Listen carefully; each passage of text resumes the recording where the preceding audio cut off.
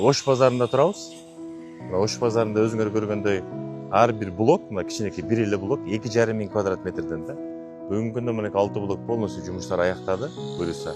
Андан кийин мына курулуп бул жактагы 6 блоку салынып атат. Бул жердин бир эле маселеси, мен сиздерге айтып коеюн.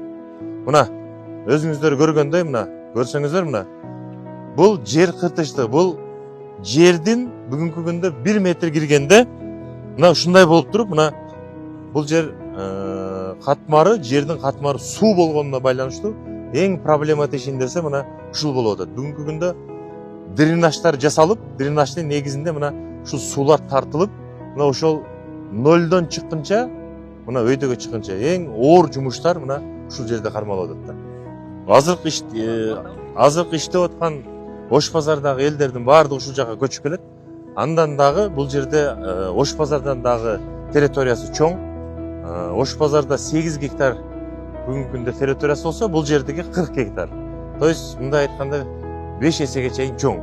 Анан бул жакта мынакей өзүңүздөр көргөндөй, мына автовокзал салынып атат. Буюрса август айларында буюрса мына автовокзалды дагы, жаңы автовокзалды буюрса жакшына кылып бүтүрүп өткөрүп беребиз. Бул жакта бардык шарттары менен болот. Кышында жылуу, бардык шарттары каралган. Жайында бүт кондиционерлер. То есть бул жерде иштей турган биздин жарандарыбызга дагы бүт шарттар түзүлгөн. Блок кылып бөлүнгөн. Бул жерде эт саткан блок, молочный продукт саткан блок, кийим саткан блок, бардыгы мына ошого жараша, то есть бөлүнүп туруп, мына бүгүнкү күндө